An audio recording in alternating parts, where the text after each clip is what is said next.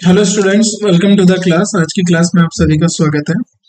तो last class में हमने विस्कोसिटी के बारे में काफ़ी चर्चा करी और आपको लगभग डायरेक्शंस बताया, सॉलिड फ्रिक्शंस बताया और विस्कोसिटी और फ्रिक्शन के बीच का डिफरेंस भी हमने पढ़ा।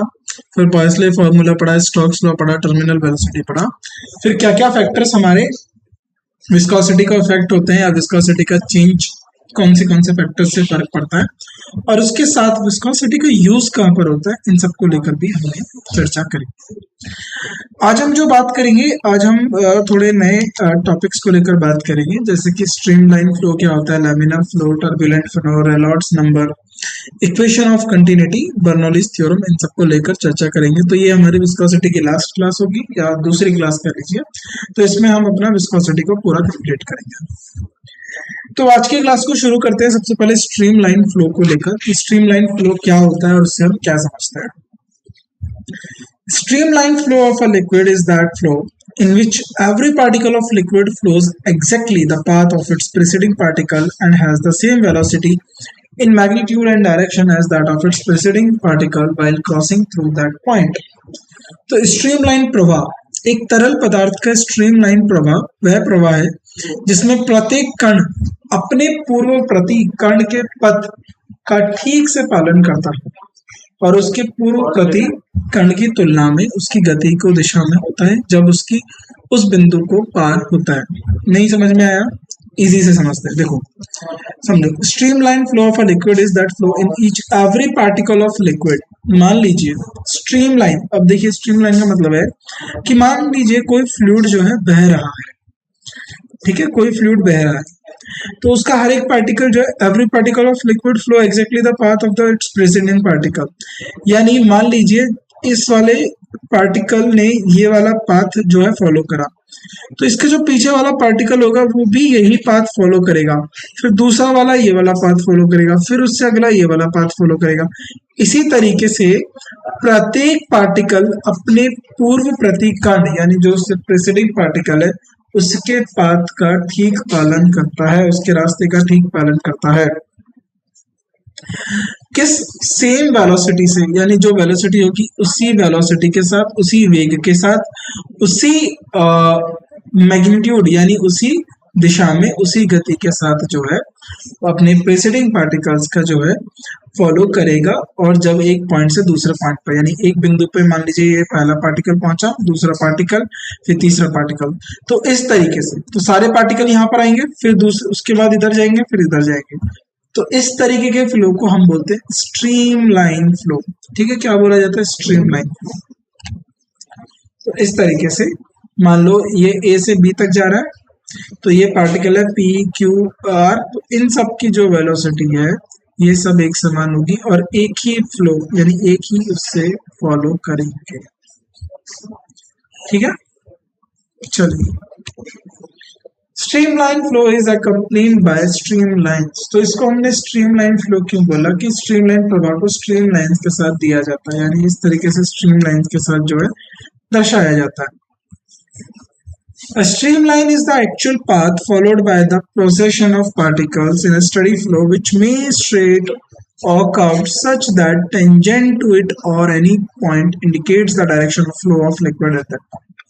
यानी स्ट्रीमलाइन एक वास्तविक पथ होता है जिसका अनुसरण स्थिर प्रवाह में कणों की प्रक्रिया द्वारा किया जाता है, जो सीधा या वर्क हो सकता है, ऐसा कि ऐसे इसके किसी बिंदु को स्पर्श रेखा द्रव्य को प्रवाह की दिशा को सूचित करती है।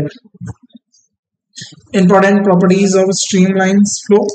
तो स्ट्रीमलाइंस या धार रेखाओं की कुछ महत्वपूर्ण गुण हैं, उनको देखते हैं क्या है वो इंपॉर्टेंट प्रॉपर्टीज।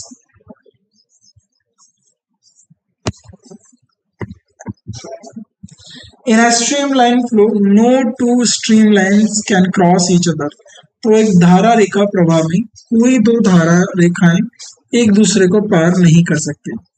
तो स्ट्रीमलाइन फ्लो का एक नियम होता है कि जो स्ट्रीमलाइन फ्लोज होता है इसमें कोई भी जो धारा रेखाएं होती है वो एक दूसरे को इस तरीके से क्रॉस नहीं कर सकती, वह सेम ही डायरेक्शन में एक समान चलती रहेंगी, समानांतर रूप से ये जो धाराएं रेखाएं ये बहेंगी। If they do so, the particles of liquid at a point of intersection will have two different directions of their flow, which will destroy the steady nature of a liquid. अगर ऐसा होता है कि वो एक दूसरे को क्रॉस सेक्शन करती हैं, तो उससे होगा क्या?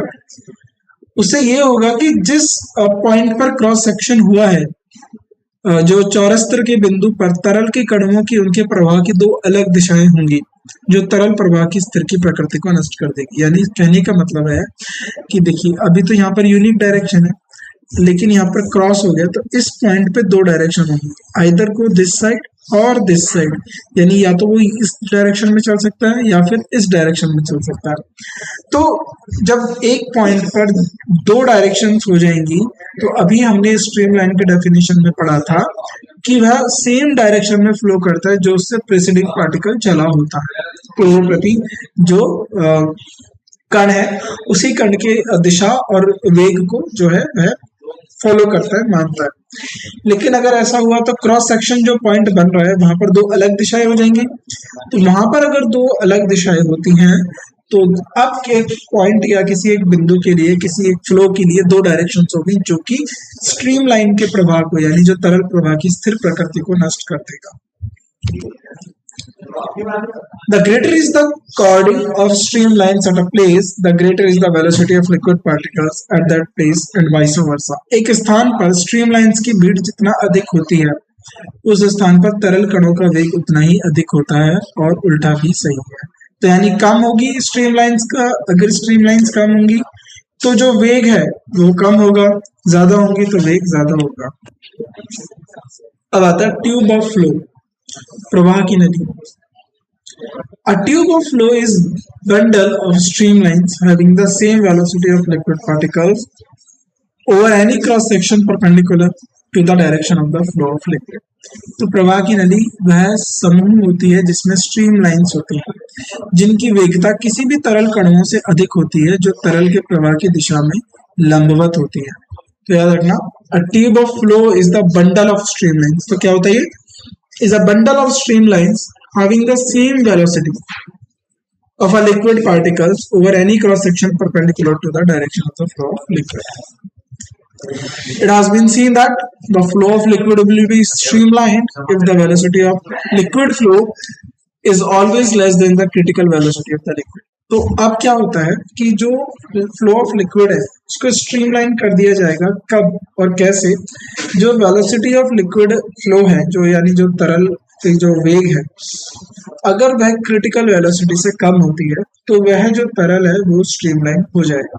तो यह देखा गया है कि यदि तरल पदार्थ का प्रवाह की वेग हमेशा तरल पदार्थ की संगतिक वेग से कम होती है, तो तरल पदार्थ के प्रवाह सुसंगत होगी, यानी स्ट्रीमलाइन होगी। The value of critical velocity is different for the different liquids. तो हर एक लिक्विड के लिए जो क्रिटिकल वेलोसिटी है वो वेरी करती है। पानी के लिए अलग हो सकती है, ऑयल के लिए अलग हो सकती है, या फिर कोई और एक लिक्विड है उसके लिए भी अलग हो सकती है।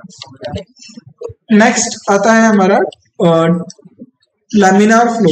तो लैमिनार यानी सीमांत प्रवाह क्या होता है, लेमिनार फ्लो क्या होता है, इसको और समझते हैं। यदि if a liquid in flowing over a horizontal surface with a steady flow and moves in the form of layers, तो मान लीजिए किसी हॉरिजॉन्टल सरफेस पर, कोई समतल सतह पर कोई अगर लिक्विड फ्लो करता है, स्टडी फ्लो स्थिर प्रवाह के साथ बहता है, in the form of layers of different velocities which do not mix with each other, then the flow of liquid is called laminar flow। तो यदि कोई तरल पदार्थ एक समतल सतह पर स्थिर प्रवाह के साथ बह रहा हो और विभिन्न वेगों में परतों के रूप में चलता हो, यानी डिफरेंट लेयर्स हैं, डिफरेंट लेयर उनके जो वेग है वो क्या है, परतों के रूप में चलता हो, जो एक दूसरे के साथ मिश्रित नहीं होते, तो वो एक दूसरे के साथ क्या होंगे, मिक्स नहीं होंगे। तो तरल पदार्थ के प्रवाह को सीमानांत प्रवाह कहा जाता है। तो जो तरल पदार्थ का प्रवाह है उसको आप क्या कहोगे, सीमानांत प्रवाह कहते हैं। नेक्स्ट आगे बढ़ते हैं। तो ये क्या हो जाएगा आपका, स्ट्रीमलाइन फ्लो हो रहा है। ठीक है, क्या हो रहा है, स्ट्रीमलाइन फ्लो। तो यहाँ पर देखो ये लैमिनार फ्लो है। तो हर एक जगह की वेलोसिटी क्या है, डिफरेंट है। यहाँ पर ज्यादा वेलोसिटी है, यहाँ पर कम वेलोसिटी है, तो इसको हम बोलते हैं laminar flow. In this flow one layer sides over the other layer of liquid, तो इस प्रवाह में एक परत दूसरी परत के ऊपर स्लाइड करती है। तो यानी इस तरीके से एक लेयर गई, फिर दूसरी लेयर गई, फिर तीसरी लेयर गई, फिर चौथी लेयर गई, फिर पांचवी लेयर गई, तो इस तरीके से इनके ऊपर स्लाइड करती है। In this flow, the velocity of liquid flow is always less than the critical velocity of the liquid. तो इस प्रवाह में जो तरल प्रवाह का वेग हमेशा तरल के समालोचनात्मक वेग से कम होता है। In general, laminar flow is a streamline flow. तो सामान्यतः laminar प्रवाह एक streamline प्रवाह होता है। तो laminar flow क्या होता है, स्ट्रीमलाइन फ्लो होता है, क्योंकि स्ट्रीमलाइन फ्लो के अंदर भी जो लिक्विड का वेलोसिटी ऑफ लिक्विड फ्लो है वह कम होनी चाहिए उसकी क्रिटिकल वेलोसिटी ऑफ लिक्विड से। ठीक है, तो स्ट्रीमलाइन के अंदर भी क्या होता है, तरल प्रवाह का वेग हमेशा तरल के समालोचनात्मक वेग से कम होना चाहिए। नेक्स्ट आता है टर्बुलेंट फ्लो। तो टर्बुलेंट फ्लो क्या होता है, टर्बुलेंट फ्लो से हम क्या समझते हैं, when a liquid moves with a velocity greater than its critical velocity, the motion of the particles of liquid becomes disorderly और irregular, such a flow is called turbulent flow. जब एक तरल पदार्थ अपने समलोचीय वेग से अधिक वेग में चलता हो, तो यानी जो उसका क्रिटिकल वेलोसिटी है उससे ज्यादा चलता हो, तो तरल कणों की गति अव्यवस्थित या अनियमित हो जाती है। तो जो डिसऑर्डरली हो जाएगा, इरेगुलर हो जाएगा, जो पार्टिकल्स लिक्विड के जो पार्टिकल्स है उनका जो वेलोसिटी है या जो मोशन है वो क्या हो जाएगा, अव्यवस्थित हो जाएगा या फिर अनियमित हो जाएगा, और ऐसे प्रवाह को अशांत प्रवाह कहा जाता है, यानी टर्बुलेंट फ्लो कहा जाता है। क्रिटिकल वेलोसिटी, अब हम समझते हैं क्रिटिकल वेलोसिटी क्या होती है, क्योंकि बार बार क्रिटिकल यानी समालोच्य वेग का जो है उपयोग हुआ, तो critical velocity, the critical velocity is the velocity of liquid flow which up to which its flow of streamlined and above which its flow of liquid। तो समालोच्य वेग वह द्रव्य की प्रवाह की गति है इस तक प्रवाह सुसंगठित होता है और जिसके ऊपर उसका प्रवाह अशांत हो जाता है। यानी समालोच्य वेग द्रव की वह प्रवाह गति है जिस तक उसका प्रवाह सुसंगठित होता है, यानी उस पर्टिकुलर पॉइंट तक। यानी मान लीजिए ये क्रिटिकल वेलोसिटी है, इसको हम वीसी लिख देते हैं, अगर इससे कम है तो ये स्ट्रीमलाइन फ्लो है, और इससे ज्यादा है तो वो टर्बुलेंट बन जाएगा। ठीक है, तो क्रिटिकल वेलोसिटी को हमने क्या माना है, एक रेफरेंस पॉइंट माना है, उससे कम स्ट्रीमलाइन फ्लो, उससे ज्यादा क्या हो जाएगा, उससे कम सुसंगठित होता है वेग, और उसके बाद क्या हो जाएगा, प्रवाह सुसंगठित हो जाएगा, ज्यादा होगा तो अशांत हो जाएगा। Critical velocity of a liquid flowing through a tube depends upon, अब किसी नली के माध्यम से बहते हुए तरल पदार्थ का आलोचनात्मक वेग किस पर निर्भर करेगा, तो वो एक एक फैक्टर्स को देखना है। पहला होता है coefficient of viscosity of a liquid, तो जो विस्कोसिटी है लिक्विड के उसके कोफिशिएंट पर निर्भर करेगा, तरल पदार्थ के शनांतन गुणांक पर निर्भर करेगा, उसके साथ और किस पर निर्भर करेगा, डेंसिटी ऑफ लिक्विड, तो लिक्विड की डेंसिटी पर निर्भर करेगा, यानी तरल पदार्थ के घनत्व पर निर्भर करेगा। The radius of the tube, तो ट्यूब के रेडियस यानी त्रिज्या पर जो है निर्भर करेगा। नेक्स्ट आता है हमारा रेनॉल्ड्स नंबर, तो रेनॉल्ड्स नंबर क्या है उसको आप समझिए। Reynolds number is a pure number which determine the nature of flow of liquid through a pipe, तो रेनॉल्ड्स संख्या वह शुद्ध संख्या है जो एक पाइप के माध्यम से तरल पदार्थ के प्रवाह की प्रकृति का निर्धारण करती है। According to Reynolds, the critical velocity of a liquid flowing through a tube of a diameter d is given. तो रेनॉल्ड के अनुसार d एक ट्यूब के माध्यम से बहने वाले तरल पदार्थ का समालोचन वेग bc दिया जाता है। तो क्रिटिकल वेलोसिटी कैसे निकालोगे रेनॉल्ड्स नंबर से, ng ईटा ये हो जाएगा डेंसिटी और d हो जाएगा आपको डायमीटर ऑफ द ट्यूब। तो यहाँ से ये ng क्या रेनॉल्ड्स नंबर और ये इसका आप निकाल लोगे रेनॉल्ड्स नंबर निकाल। Where eta is the coefficient of viscosity, ये तो आपको पता ही होगा कि जो यहाँ पर ईटा है ये कोफिशिएंट ऑफ विस्कोसिटी या फिर ऑफ द लिक्विड, तो लिक्विड की चिपचिपाहट का संवेदनशीलता है। Is the density of a liquid, तो रू यहाँ पर क्या है density of the liquid, N G क्या है? एनजी को हम यहाँ पर बोलते हैं N G is a constant called Reynolds number. तो एनजी को हम रेनॉल्ड्स संख्या कहलाने वाला एक स्थिरांक कहते हैं। The value of Reynolds is independent of the system of units used for the measurement of various quantities in equation. तो रेनॉल्ड्स संख्या का मान विभिन्न मात्रों के मापने के उपयोग किए गए सिस्टम पर निर्भर नहीं होता। If the value of Reynolds number lies between 0 to 2000, the flow of liquid is streamlined or laminar. तो यदि किसी रेनॉल्ड्स संख्या का मान 0 से 2000 के बीच में होता है तो उस तरल पदार्थ के प्रवाह को स्थिर या फिर परतदार कह सकते हैं। तो क्या हो सकता है? वो लेमिनार हो सकता है या फिर स्ट्रीमलाइन हो सकता है। लेकिन वहीं अगर ये जो मान है 3000 से ऊपर गया, for values of Reynolds number above 3000 the flow of liquid is turbulent, and the values of Reynolds number between 2000 to 3000 the flow of liquid is unstable, changing streamline to turbulent flow. यदि Reynolds number का मान 3000 से ऊपर होने पर तो तरल पदार्थ के प्रवाह को अस्थिर होता है, और 2000 से 3000 के बीच में होने पर तरल पदार्थ के प्रवाह को हम क्या बोलते हैं? अस्थिर होता है, क्योंकि इसमें क्या होता है? स्थिर और अस्थिर के बीच बीच में बदलता रहता है, ना तो स्ट्रीमलाइन होता ना टर्बुलेंट होता, कभी स्ट्रीमलाइन कभी टर्बुलेंट कभी टर्बुलेंट कभी स्ट्रीमलाइन, इस तरीके से ये बदलता रहता है। Consider a non-viscous liquid in a streamline flow through a AB is a very cross section. तो गैर चिपचिपा द्रव को ध्यान में रखें जो एक ट्यूब AB के विभिन्न अनुप्रस्थ धारण के माध्यम से बह रहा हो। तो हम क्या बात कर रहे हैं? अब इक्वेशन ऑफ कंटिन्यूटी की बात करेंगे। मान लीजिए ये यहाँ पर A और B के बीच में कोई लिक्विड फ्लो कर रहा है। तो कंसिडर अ नॉन विस्कस, हमने क्या माना है? चिपचिपा द्रव्य ना है, गैर चिपचिपा द्रव्य यानी नॉन विस्कस है। स्ट्रीमलाइन फ्लो है किसके बीच में? A और B के बीच में, और ये इनका क्रॉस सेक्शनल एरिया हो गया A और B का। लेट A2 और A1 is a cross sectional, इसको हम लिख देते हैं A1 और A2। A1 और A2 क्या हो गया? आपका cross section of tube A and B respectively. तो A1 और A2 क्या हो गया? क्रॉस सेक्शनल क्षेत्रफल हो गया A और B का।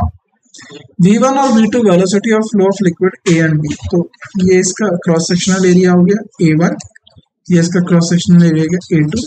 यहाँ से V1 स्पीड से फ्लो कर रहा है, यहाँ से V2 स्पीड से फ्लो कर रहा है। ρ1 and ρ2 the density of liquid A and B respectively, और यहाँ पर क्या हो जाएगा? ये ρ1 एंड ρ2 ये डेंसिटी होगी लिक्विड की A पॉइंट पर,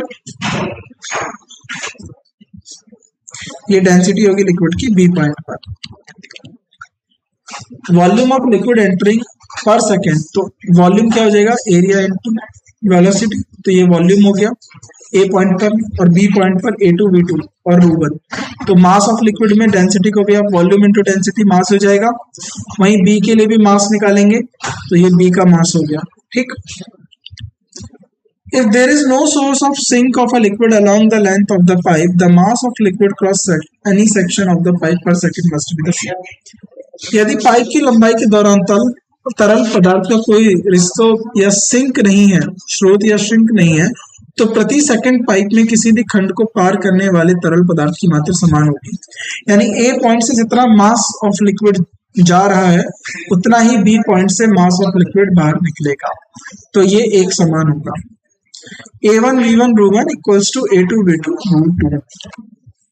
practically the liquids are incompressible, और मान के चलिए व्यवहारिक रूप से कि द्रव संपीड़न होते हैं, यानी इनकम्प्रेसिबल है ρ1 ρ2 और ρ। तो इनकम्प्रेसिबल है तो इनकी डेंसिटी को हमने ρ कह दिया। तो अब इससे क्या हो जाएगा? A1 V1 equals to A2 V2, यानी A1 इक्वल्स टू कांस्टेंट। तो A1 V क्या हो जाएगा? वॉल्यूम क्या हो जाएगा आपका? कांस्टेंट कह देंगे, और इसी को हम बोलते हैं इक्वेशन ऑफ कंटिन्यूटी, यानी सामान्यता सततता का समीकरण कहा जाता है। फॉर अबव इक्वेशन जो वेलोसिटी है वो किसके इनवर्सली प्रोपोर्शनल हो जाएगा? एरिया के। It means the larger is the area of cross section. The smaller will be the velocity of liquid flow or vice versa. तो जितना ज्यादा एरिया बड़ा होगा उतना ही ज्यादा जो है वेलोसिटी लिक्विड का कम होगा। ये बहुत सिंपल सा है। आप एक पाइप है, पाइप में से एक लिक्विड फ्लो हो रहा है, आप उस पाइप का मुंह दबाइए, तो जो वेलोसिटी है लिक्विड की वो तेज हो जाएगी, बाहर और तेजी से निकलेगी। उसके मुंह को छोड़ दीजिए, फिर कम हो जाएगा, फिर दबा दीजिए, फिर तेज हो जाएगा। तो जितना ज्यादा आप उसको छोटा करते जाएंगे उतना ज्यादा फ्लो लिक्विड का तेज हो जाएगा।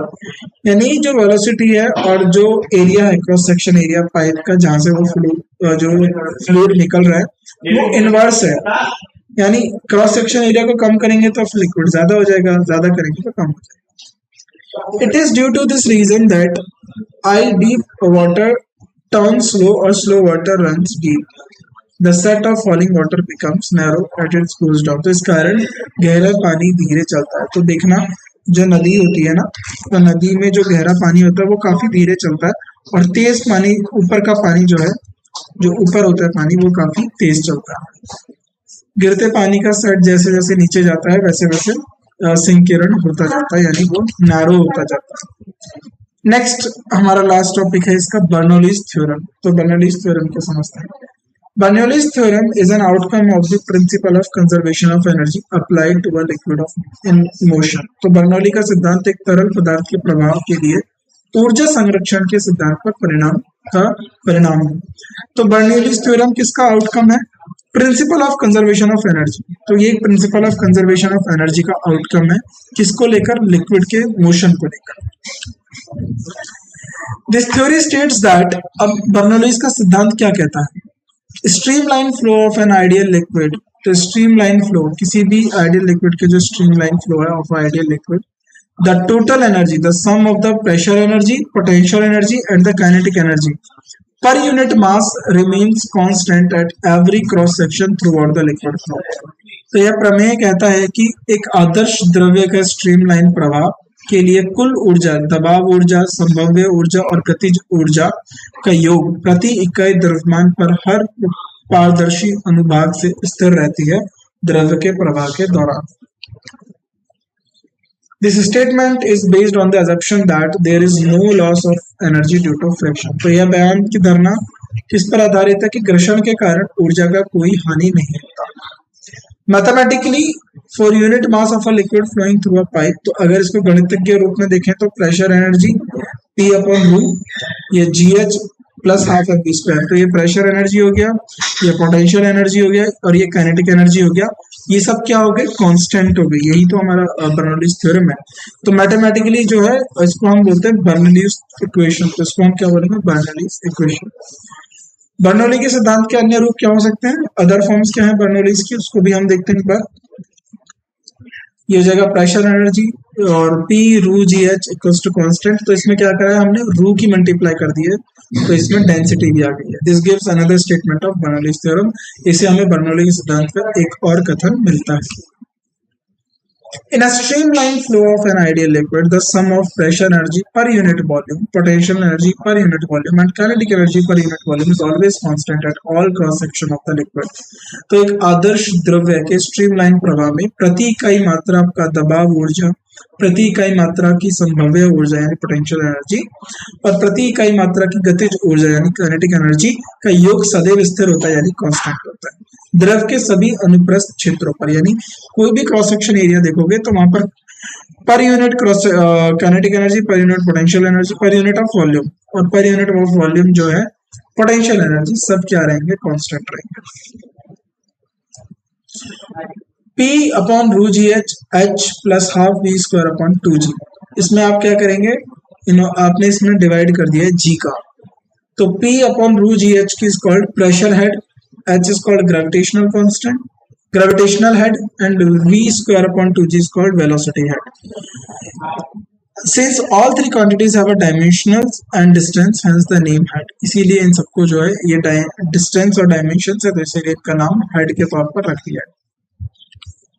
तो अब इससे क्या इक्वेशन बनी कि in a streamline flow of an ideal liquid the sum of pressure head, gravitational head and velocity head at every cross section of liquid is constant. तो इस समीकरण के अनुसार बर्नौली का सिद्धांत इस प्रकार कहता है कि एक आदर्श द्रव का स्ट्रीमलाइन प्रवाह में दबाव स्थिर, गुरुत्वाकर्षण स्थिर और वेग स्थिर का योग हर द्रव्य और क्रॉस सेक्शन पर स्थिर होता है। If the liquid is flowing through a horizontal tube, the two ends of the tubes are are the same level. तो यदि तरल पदार्थ एक समतल नली के माध्यम से बह रहा है तो नली के दोनों सिर एक साथ स्तर पर होते हैं। Therefore there is no gravitational head, तो ग्रेविटेशनल हेड नहीं होगा, तो यहाँ पर प्रेशर प्लस काइनेटिक जो हो जाएगा कांस्टेंट हो जाएगा। तो this shows that P increases, V decreases and vice versa। तो ये बताता है कि अगर P बढ़ेगा तो V घटेगा। तो this Bernoulli's theorem also states streamline flow of an ideal liquid through a horizontal tube, the velocity increases where pressure decreases and vice versa। तो बर्नौली के सिद्धांत भी यह है कि आदर्श तरल पदार्थ में स्ट्रीमलाइन प्रवाह में एक समतल ट्यूब के माध्यम से वेग बढ़ता है जहां पर दबाव करता है और उल्टा। This is called Bernoulli's principle और इसको बर्नौली का सिद्धांत भी कहा जाता है। Limitations of Bernoulli's theorem. तो बर्नौली के सिद्धांतों की सीमाएं क्या है? When deriving the Bernoulli's equation, and it is assumed that velocity of every particle of liquid or cross section or across any cross section of tube is uniform।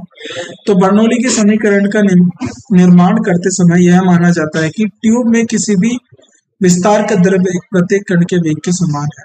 तो practically it is not correct, तो व्यवहारिक रूप से यह सही नहीं है। In fact, the particles of the liquid in the innermost, that is central layer, have maximum velocity. Those the layer of the contact of the tube have less velocity। तो इसमें क्या बोला गया कि बर्नौलीज इक्वेशन में बोला गया कि जो हर एक पार्टिकल है, चाहे वो किसी भी क्रॉस सेक्शन एरिया पे हो, सबके अंदर जो है वेलोसिटी कांस्टेंट है।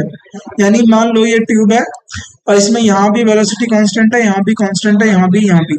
लेकिन अभी हमने पहले थोड़े देर पहले ही पढ़ा था कि प्रैक्टिकली ये पॉसिबल नहीं हो सकता, क्योंकि ट्यूब में इस तरीके से होता है जो क्रॉस सेक्शन एरिया, जो यानी जो पार्टिकल्स ट्यूब के टच है या किनारे पे है, उनका जो फ्लो होता है, ये जो स्पीड होती है वो कम होती है, और बीच का जो फ्लो होता है उसमें स्पीड ज्यादा होती है। जो बीच के पार्टिकल्स फ्लो में है उनमें स्पीड ज्यादा होती है।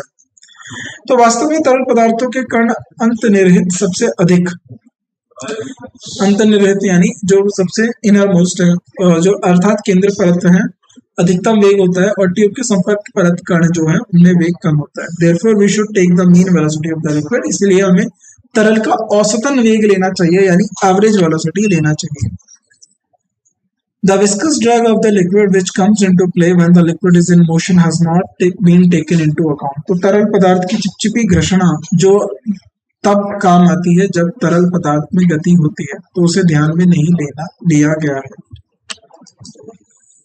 While driving the above equation, it is assumed that there is low loss of energy when liquid is in motion। तो उपयुक्त समीकरण के निष्कर्ष निकालते समय यह माना जाता है कि जब द्रव्यमान गति में होता है तो उसमें ऊर्जा का कोई हानि नहीं होती। In fact some kinetic energy is converted into heat और इज लॉस्ट। तो वास्तव में कुछ काइनेटिक ऊर्जा गर्मी में या ऊष्मा में परिवर्तित होती है और खो जाती है, यानी हीट लॉस होता है। वहां पर तो टोटल एनर्जी कंजर्व थी बर्नौली थ्योरम में, यहाँ पर हीट लॉस हो रहा है। If the liquid is flowing along a curve path, the energy due to centrifugal force should be considered. तो यदि द्रव्य एक वर्ग पाथ यानी एक सर्कुलर पाथ या कर्व पाथ के अनुसार बह रहा है, तो वहां पर केंद्र पसारी बल के कारण ऊर्जा का भी विचार किया जाना चाहिए, यानी सेंट्रीफ्यूगल फोर्स की वजह से भी जो ऊर्जा में चेंज आता है उस पर भी ध्यान देना चाहिए। Application of Bernoulli's theorem. तो सबसे अच्छा एप्लीकेशन होता है इसका लिफ्ट ऑफ एन एरोप्लेन। तो एरोप्लेन को लिफ्ट करने के लिए any surface design so as to obtain reacting force from there air through which it's moves called aerofoil. तो किसी भी सतह को जिस हवा के माध्यम से प्रतिक्रियात्मक बल प्राप्त करने के लिए डिजाइन किया गया हो उसे एरोफॉइल कहा जाता है। It becomes possible because of characteristic shape of aerofoil is shown in figure. तो यह संभव होता है कि क्योंकि जो एरोफॉइल की विशेष आकृति के कारण जैसा वेग में दिखाया गया। मान लो एरोफॉइल आप इस शेप का लेते हैं, तो जरा इसके नीचे से देखिए, इसका एरोप्लेन के पीछे का एक सिंपल सा सिद्धांत है, इस तरीके की शेप होती है, ठीक है। यहाँ पे इस तरीके से जो है लिक्विड जाता है, यहाँ से सीधा जाता है, तो आपने देखा भी होगा पंख उसके। इसके पीछे का एक सिंपल सा सिद्धांत है, high pressure low pressure, low pressure high pressure. ठीक है। जो कोई भी फ्लो होता है वो लो प्रेशर से हाई प्रेशर जाता है, तो कहाँ करा जाएगा, नीचे लो प्रेशर क्रिएट करा जाएगा, हाई प्रेशर जाएगा, या हाई से लो जाएगा, हाई से लो की तरफ जाता है। तो नीचे हाई प्रेशर कर देंगे, ऊपर लो कर देंगे, तो ये ऊपर की तरफ लिफ्ट कर देगा इसे। Upper surface of air is more curve than the lower one, तो एयर फॉइल के ऊपरी जो सरफेस है उसको अधिक विकृत होता है। The streamline flow past of air foil with split up to the leading edge but join again in the trailing edge. तो स्ट्रीमलाइन से एयर फ्लो के पास बहती है और वह आगे अग्रधारा में विभाजित हो जाती है, लेकिन पिछले किनारों पर फिर से मिल जाती है। These streamlines above the airfoil follow the curvature of the surface of airfoil closely, but those at increasingly distance from the surface becomes crowded. तो ये streamlines airfoils के ऊपर सतह की वक्रता के करीब अनुसरण करते हैं, लेकिन वे जो सतह में बढ़ती दूरी पर होते हैं वह भीड़ हो जाते हैं।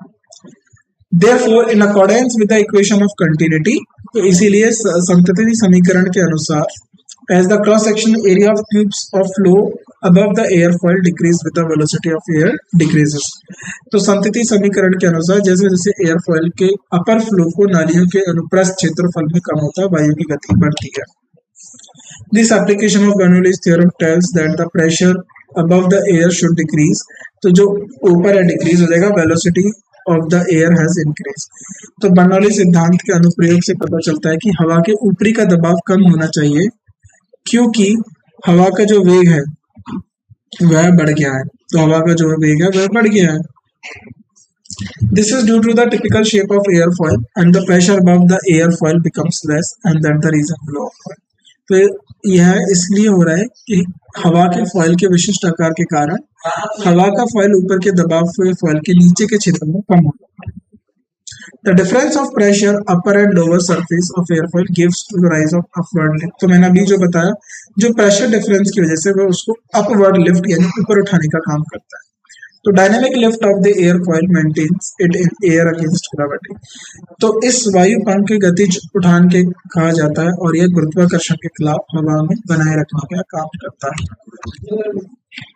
In this case, airfoil is inclined upward few degrees with respect to the direction of air, and air striking the lower surface deflects towards the its reaction gives an additional lift to the airfoil। तो यदि वायु पत्ती को हवा की दिशा में सापेक्ष कुछ डिग्री के ऊपर की ओर झुकाया जाता है, तो निचली सतह पर प्रवाह करने वाली हवा ऊपर की ओर विचलित हो जाती है और इस प्रतिकूल प्रतिक्रिया वायु पत्ती को अतिरिक्त उठान प्रदान करती है। But if angles is increased, airflow does not remain steady and turbulence is certain। तो अगर यदि कोण बढ़ा दिया जाए तो हवा का प्रवाह स्थिर नहीं रहती और अशांति सेट हो जाती है। एटमाइजर और स्प्रेयर, तो जो एटमाइजर होते हैं या स्प्रेयर होते हैं उसके अंदर जो परफ्यूम्स हो गया, डिओड्रेंट बॉटल हो गए, तो ये सब भी बर्नौलीज थ्योरम पे काम करते हैं। When the rubber balloon is pressed, the air passes with a large velocity over a tube dipping in the liquid to be the spray due to the pressure over the tube dipping in the liquid decreases। तो जब rubber का गुब्बारा दबाया जाता है, एटमाइजर इस तरीके से होता है, दबाया जाता है तो हवा की बड़ी वेग तरल पदार्थ में डूबे हुए ट्यूब से गुजरती है और दबाव के कारण तरल पदार्थ को डूबे हुए ट्यूब पर दबाव कम हो जाता है, इसकी वजह से वो बाहर आ जाएगा।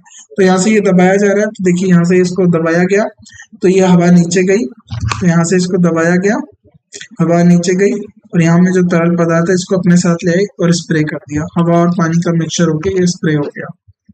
It makes the liquid rises up in the tube. तो ये क्या करेगा, ये तरल पदार्थ को ट्यूब में ऊपर उठाता है। Due to the applied pressure the air rushing out a large velocity from the balloon blows away the liquid coming out of the nozzle in the form of fine spray। तो लगे हुए दबाव के कारण गुब्बारे से बड़ी वेग से बाहर निकलने वाली हवा नोजल से बाहर आने वाली तरल पदार्थ को बारीकी स्प्रे के रूप में जो है उड़ा देती है। Blowing of the roofs of houses during the storm. तो देखा होगा कि जब स्टॉर्म आते हैं तो घरों की छत उड़ जाती है, इसके पीछे का रीजन क्या है, high pressure low pressure. In the storm cyclone hurricane sometimes lights of the roof attached to house or blown off। तो तूफान हो गया, चक्रवात हो गया या हरिकेन के दौरान कभी कभार छप्पर वाले जो घर होते हैं, जिनके घर कच्चे होते हैं, जिनकी हल्की छतें होती हैं, उनको उड़ा जाती है। क्यों? Due to the high velocity of wind blowing over the roof and pressure over the roof decreases. तो जो घर है, मान लीजिए ये जो छप्पड़ है किसी का, तो इसके ऊपर बहुत तेजी से हवाएं बह रही है, जिसकी वजह से जो प्रेशर है वहां पर बहुत कम हो जाता है और अंदर हाई प्रेशर होता है। तो ये प्रेशर डिफरेंस होने की वजह से ये अपवर्ड लिफ्ट मिलता है। जैसे कि अभी हम एरोप्लेन को देख रहे थे, उठाने में काम आता है, तो वही अपवर्ड लिफ्ट जो है क्या कर देता है, उठा देता है।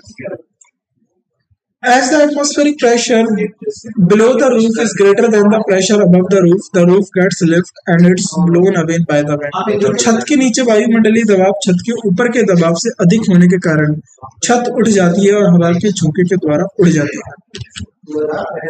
A person standing near the railway track is pulled towards the train when the fast moving train passes close to it। तो इसलिए कहा जाता है कि जब ट्रेन आ रही हो तो एक गति जो है दूरी बना के रखनी चाहिए।